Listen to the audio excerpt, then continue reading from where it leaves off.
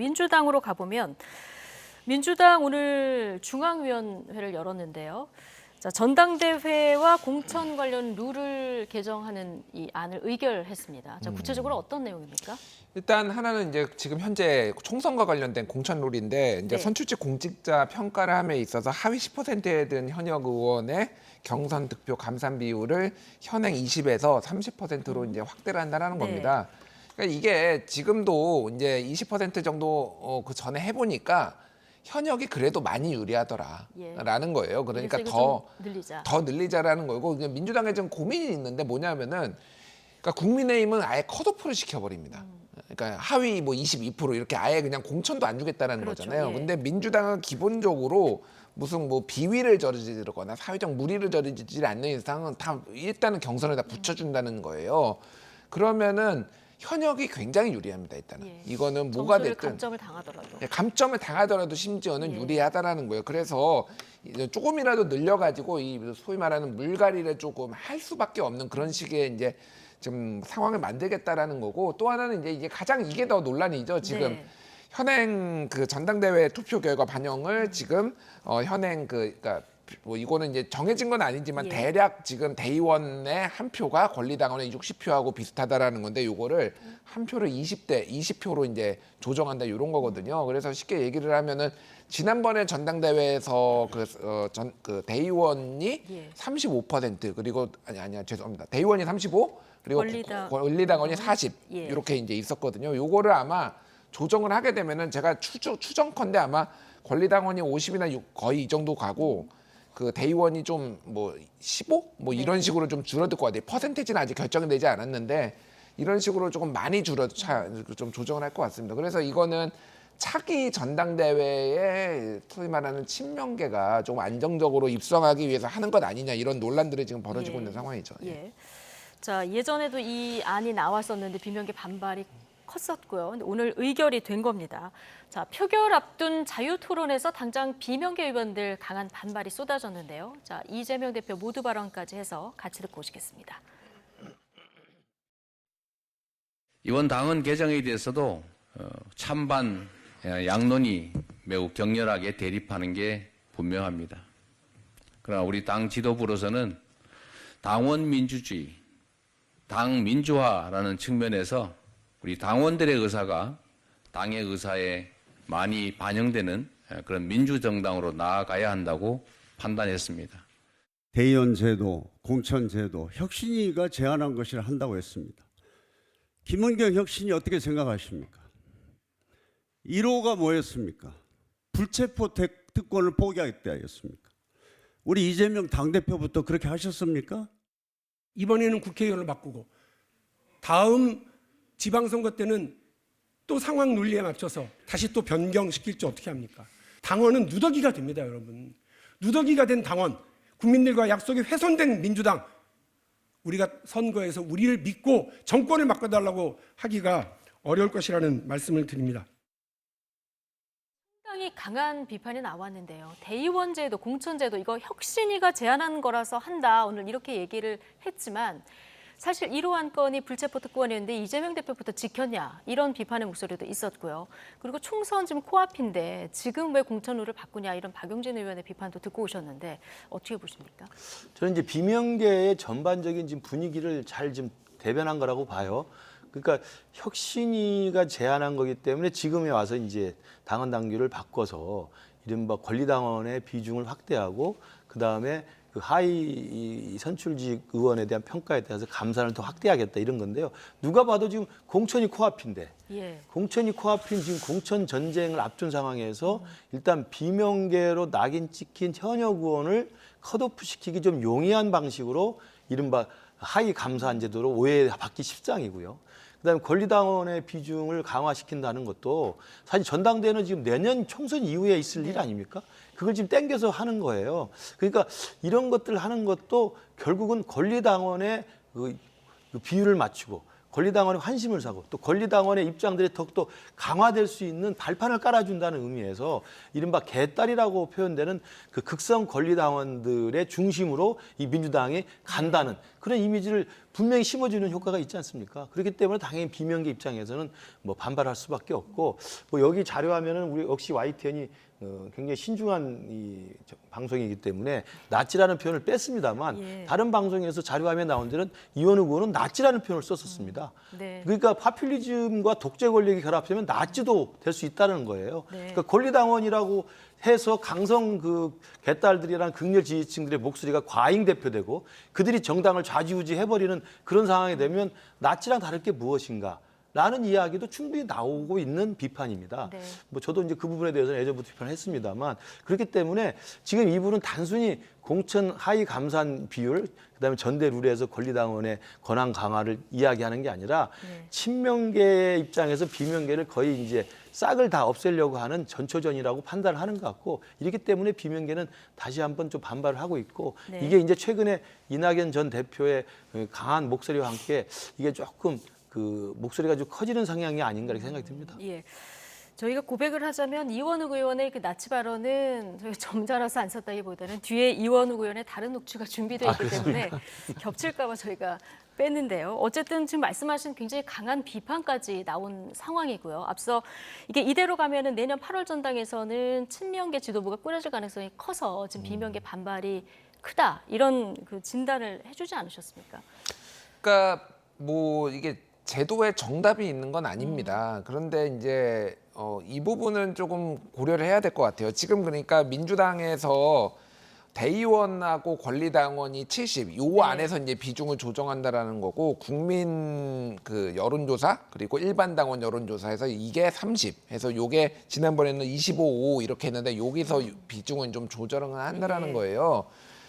그러니까 국민의힘이 지난번에 당신 100%로 요거를 바꾸면서 70대 30이었는데 요거를 100%로 바꾸면서 이제 무슨 일이 벌어졌는지를 이제 요거 보셨잖아요. 예. 그러니까 5등하던 김기현 대표가 1등으로 끌어올리고 거기에 무리하게 이제 윤석열 대통령이 개입을 하면서 민주당은 그래도 한 25%, 30% 가까이 이제 여론조사가 들어가 있습니다.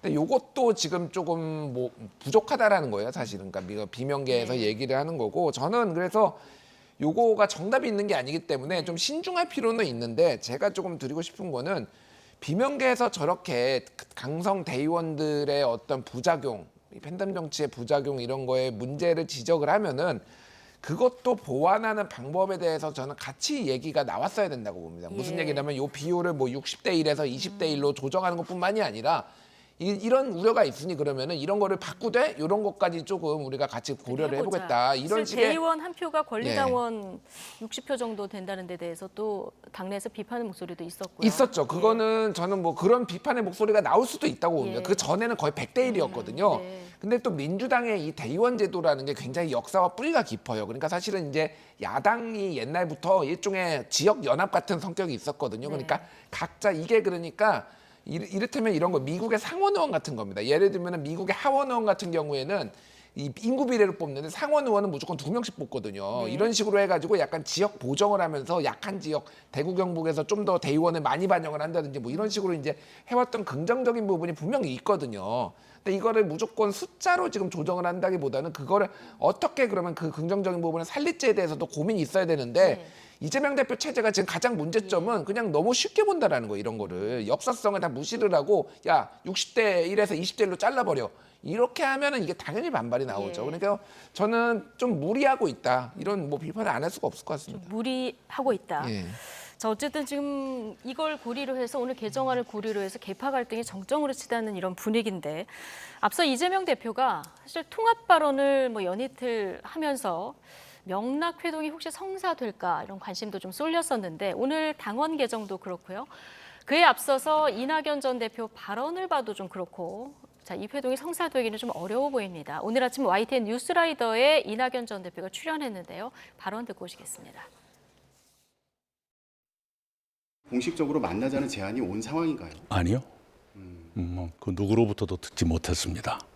오더라도 지금 상황에서는 만날 생각이 없다는 말씀. 그러니까 민주당을 획기적으로 변화시키고 국민의 신뢰를 회복하겠다는 의지가 확인된다면 오늘이라도 만나겠습니다. 예. 그러나 그것이 아니고 사진 한 장 찍고 단합한 것처럼 보이는 것이라면 의미가 없다고 생각합니다. 지금도 누구누구를 만나고 계시는 것 같은데 그분들 얘기 들어보면 그냥 도와달라 이런 선입니다. 어떻게 하겠다는 것이 별로 보이지 않는, 그렇게 해가지고 국민의 신뢰를 충분히 회복하기는 어렵다고 생각합니다. 사진 한 장 찍을 거면 안 만난다. 이런 얘기 하면서 민주당을 획기적으로 변화시키고 국민을 신뢰하겠다는 신뢰를 회복하겠다는 의지가 확인된다면 오늘이라도 만나겠다 이렇게 얘기를 했는데, 자, 이낙연 전 대표는 어떤 변화를 지금 마음에 염두에 두고 있는 겁니까? 사실 이낙연 대표가 미국에 연수 갔다가 귀국하고 시간이 좀 걸렸지만 만났잖아요. 네. 인사동에서 네. 두 명에서 네 분이 예, 만났습니다. 참 어렵게 만났죠. 네, 그때 어렵게 뭐 만났습니다. 폭우도. 몇 번 연기가 됐다가 예. 만났을 때 사진 찍었죠, 분명히. 예. 그리고 제가 알기로는 제 기억에 네 분이 만나서 이낙연 대표 막걸리 좋아하는 걸 제가 잘 알고 있는데 네 분이 만나서 막걸리 2병 먹었어요. 아무 이야기도 안 했다는 거예요. 예. 일방적으로 서로 그냥 듣고 귀를 막았다는 이야기입니다. 제가 나중에 뒤에 듣는 후문도 있었습니다만 이낙연 대표는 그때 그 회동을 보고 더 이상 만날 필요는 없다라고 결심을 했을 거라고 보고요. 예. 그 뒤로 몇 달 동안 지금 굉장히 조용히 침묵하다가 이제 드디어 엄중낙연 이낙연 대표가 지금 강하게 작심하고 지금 발언을 하고 있는 거 아닙니까? 네. 이 대목에서 또다시 만나서 사진 한 장 찍자고 하면 만나겠습니까? 제가 볼 때는 만나자고 하면 절대 안 만날 것 같고요. 지금 이낙연 대표가 침묵을 지켜다가 지금 강한 발언들을 계속 이어가고 있는 기조가 그냥 이재명 대표는 안 된다라고 하는 강한 지금 주장을 하고 있는 거 아닙니까? 국민의 신뢰라는 게. 그러니까 이재명 대표의 사법 리스크, 이재명 대표의 이런 비주류에 대한 억압, 이재명 대표의 사당화, 이 부분에 대해서 본질적인 부분을 건드리고 있기 때문에 이재명 대표가 그냥 단순히 봉합하는 차원에서 식사한반을 하는 것으로 이 분위기가 끝나는 것으로는 절대 용납하기 어렵다는 것이고요. 저는 그래서 이 이낙연 전 대표의 오랜 동안의 침묵 끝에 나온 연이은 발언들은 저는 상당히 그 계획적이고 의도적인 저는 준비를 하고 있다고 생각합니다. 어떤 계획들이 다 마음에 그렇습니다. 지금 담겨 있다. 그리고 제가 이렇게. 그냥 느끼기로는 네. 최근의 발언들을 보면 마음이 오히려 지금의 이재명의 민주당에는 좀 떠나 있다는 생각이 들어요. 그래서 뭐 누구는 뭐 그렇게까지 해석을 해줬습니다만 만약에 이낙연 전 대표, 정세균 전 대표, 네. 그다음에 김부겸 전 총리가 모여서 따로 당을 차린다고 하면 네. 어디가 과연 진짜 민주당일까요? 네. 이건 확연히 드러나는 거거든요.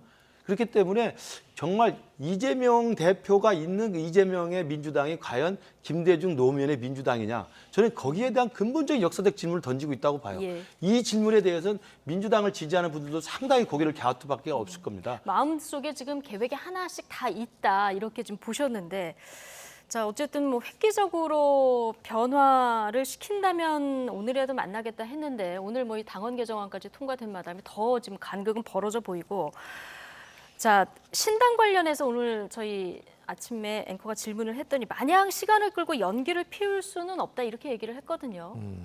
어느 정도 좀 구상을 하고 있는 건가요? 그러니까 시간 타임라인이 그냥 뭐 이게 어쨌든 데드라인이 4월 총선이 정해져 있고 그거와 관련돼서 일정들이 쫙 있잖아요. 그러면은 지금 이낙연 전 총리 같은 경우에도 만약에 당을 만들어야 된다라면은 1월에는 이게 예전에, 그러니까 제가 요 예시를 들어보겠습니다. 이 안철수 의원이 탈당해가지고 국민의당을 2016년에 만들었잖아요. 그때 안철수의 창준이가 제 기억으로 1월 6일인가 그때 1월 7일이었던 걸로 기억하고요. 창당이 2월 2일에 됐습니다. 예, 그러니까 12월 말에 탈당을 네. 하고. 엄청 빨리 진행이 예, 됐네요. 예. 그러니까 이제 지금 이미 이낙연 지지자들이 신당 만들겠다고 바깥에서 네. 이제 플랫폼 같은 거 만들고 있어요. 그러니까 이낙연 총리도 거의 저는 비슷한, 왜냐면 스케줄이 그거보다 더 늦춰지면은 네. 안 나와요. 그러니까 12월 말에 탈당하고 1월 초에 그 플랫폼 만드는데 네. 이런데 창준이 같은 그래서 지금 성격을 발언이 하고 이렇게 지금 예. 선명해졌다. 선명해진 거고, 제가 이제 그 이낙연 전 총리를 만나신 제3지대 모 정치인 인사로부터 이제 전해 들은 얘기인데 본인이 굉장히 고심이 많았다. 내가 이 당이 어떤 당인데, 그리고 김대중 대통령이 픽을 해가지고 지금 입당을 해가지고 지금 20년 넘게 있었잖아요. 그래서 이 당을 떠나는 것에 굉장히 고민이 많았는데 당을 떠나는 거는 거의 마음이 섰다라고 봅니다. 그렇게 이제 전해 들었어요. 마음이 그래서 섰다. 예, 그러니까 예. 신당을 만드는 건지 아니면 남이 만든 신당에 이렇게 얹혀가는지 그거는 모르겠어요. 그건 모르는데 일단은 어쨌든 지금의 민주당과는 같이 안 한다는 마음. 예, 그거는 거의 뭐 99% 정도로 보면 될 것 같습니다. 두 분이 거의 의견이 좀 일치하셨는데 말씀하신 대로 이낙연, 김부겸, 정세균, 문재인 정부 이 3명 총리와의 연대설이 계속 흘러나오지 않았습니까? 자, 정세균 전 총리의 생각을 정세균계로 꼽히는 이원욱 의원 목소리로 잠깐 듣고 오시겠습니다. 정세균 전 총리님은 뭐라고 말씀하시던가요? 당에 대한 걱정 무지하게 크시죠. 본인의 그 여태까지 정치를 해 오시면서 가장 민주주의가 실존된 정당의 모습을 보고 있다. 당은 원래 비주류가 항상 존재하는 거다. 예. 그거를 그렇게 무시하고 그 짓밟으려고 하는 모습, 이게 당의 민주주의냐, 뭐 이런 생각을 갖고 계십니다. 삼 총리가 연대해서 신당을 만들거나 하면 그게 사실상의 민주당이 되는 거 아닙니까? 그렇게 되겠죠. 만약에 뭐 아직 거기까지 점치기는 힘들겠지만, 예, 그렇게 된다면 네. 만약에 그렇게 되면 진짜 그것이 사실상의 민주당. 그분들이 전체적으로 연대를 하고 나온다면 그것이 민주당이고, 오히려 지금 남아 있는 이재명의 민주당은 개딸당으로 잘 나갈 수 있겠죠. 지금까지 정치를 해오면서 가장 민주주의가 실종된 정당의 모습이다. 자, 정세균 전 총리가 이렇게 얘기를 했다는 걸 전한 건데요. 자, 그 뒤에 보면은 앞서 이제 김근식 실장님 좀 짚어주신 부분인데 이 3명의 총리가 뭉친다면 사실상 이게 민주당 아니냐 이렇게 질문을 하니까 뭐 그렇다고 볼 수 있고 그럼 지금의 민주당은 정말 강성 지지층의 당으로 전락하는 거다 이런 진단을 내렸는데 어떻게 보십니까? 저 부분이 굉장히 저는 그 미묘한 의미를 갖고 있고요. 저게 만약에 현실화 된다고 한다면 상당한 폭발력을 가질 겁니다. 네. 그러니까 지금까지 원칙과 상식이라고 하는 비명계 5인방 정도의 내부의 어떤 목소리는 사실은 묻혀 있었고 힘이 좀 동력이 약했었고 특히나 민주당 내에 이른바 구속영장 기각 이후에 사법 리스크가 완전히 뭐 수면 아래로 잠복하는 듯한 모습이었고 강서구청장의 압승 이후에 뭐 무조건 친명계 일색화돼서 친명으로 줄 서서 이재명 대표 체제에서 공천장만 받으면 당선으로 수도권 먹을 거라는 생각으로 다 거기 줄서기에 다 완장차고 지금 줄 세운 거 아닙니까? 그 상황이 돼 있는데 이낙연 대표의 침묵 끝에 새로운 이 지금 움직임이 좀 꿈틀거리고 있는 거고 네. 거기에 정세균 전 대표의 만약에 목소리까지 가세하고 김부겸 전 총리의 그 인물까지 가세하게 된다면 이 파괴력이 삼자가 상당할 것이다. 그렇죠. 삼자가 모여서 만약에 탈당을 해서 이게 진짜 민주당이라고 한다면 국민들이 볼 때나 아니면 지금 민주당 당원들이 볼 때도 DJ 노무현으로 이어지는 민주당의 적통성을 누가 갖고 있느냐 예. 따져보면 이재명 대표가 갖고 있는 지금 민주당은 개딸당이라고 사실 전락할 수 있는 가능성도 예. 배제할 수는 없죠. 상당 부분 이 의견에 좀 동의를 하셨는데 이낙연의 탈당은 사실상 분당이다 이렇게 진단하신 분도 있더라고요.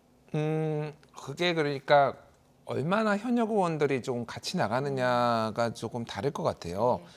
그러니까 제 생각은 그러니까 이낙연 전 총리가 굉장히 훌륭하신 분이고 만약에 그 3명의 총리가 같이 하신다고 하면은 파괴력이 어느 정도는 있는데 문제는 사람이 그렇게 많지는 않을 것 같아요. 사람이 많을 것 같아요. 예. 그러니까 어쨌든 이게 총선을 앞두고 그러면 누가 출마자가 있어야 되고 경쟁력이 있는 분이 많이 당에서 나오든 아니면 누군가 바깥에서 붙든 뭐 이래야 되잖아요.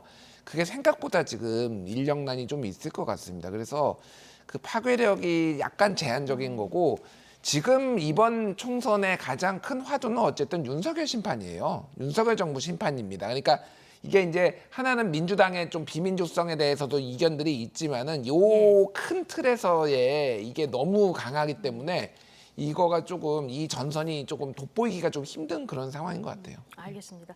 자, 지금부터 오늘 좀 관심을 모았던 두 분 얘기를 질문 하나씩만 좀 드릴 텐데 지난 총선 때죠. 20년 집권론 주장했던 분이 있습니다. 자, 이해찬 전 민주당 대표인데 이번엔 과반이냐, 자 180석을 먹느냐가 관건이다.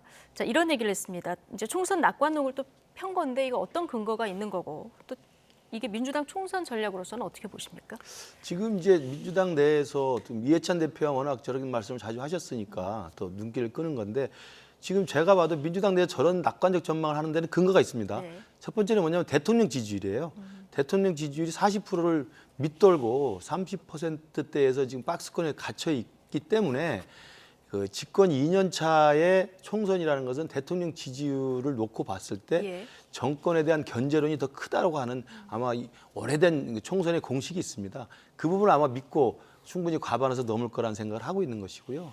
두 번째로는 그 이번에 강서구청장 선거 압수에서 드러났습니다만 지난해 대선 결과에서 0.73%포인트 차로 겨우 우리가 정권 개최 성공했단 말입니다. 우리 국민의힘이. 네. 그렇다면 그 24만 표 차인데 그때 24만 표 차이로 대선 연합을 했던 이 윤석열 정부를 탄생시켰던 다양한 세력들이 연합들이 지금 상당히 와해돼 있습니다. 이른바 친윤이라고 하는 줄세우기 행태에 의해서 상당 부분 떨어져 나가 있어요. 이른바 탈진보 세력이라든지 예. 탈민주당 세력이라든지 중도 세력이라든지 심지어는 뭐 이준석 계열도 사실 떨어져 있는 상황 아닙니까? 그러다 보니까 이 강서구청장 그 선거 압승 이후에 민주당이 봤을 때는 아, 대통령의 지지율도 40%를 넘지 못하는 박스권이고 수도권 민심을 좌우하는 그 대선 연합의 중추가 됐던 중도층이나 MZ세대나 예. 탈진보 세력이 지금 윤석열 정부나 국민의힘에 지금 지지를 보내지 않고 있기 때문에 예. 충분히 가능하다. 이런 판단이 저는 쓸 수 있다고 봅니다. 20년 집권 뭐 200석 발언 때보다는 좀 근거가 있다 이렇게 보시는 거예요. 근거는 있죠. 근거는 있는데 저런 발언이 바로 고개를 들면 국민들은 매를 듭니다. 그래서 저는 이해찬 대표가 저런 말을 하는 것은 사실은 국민들에게 오만함으로 느낄 수 있죠. 생각을 갖고 있더라도 네.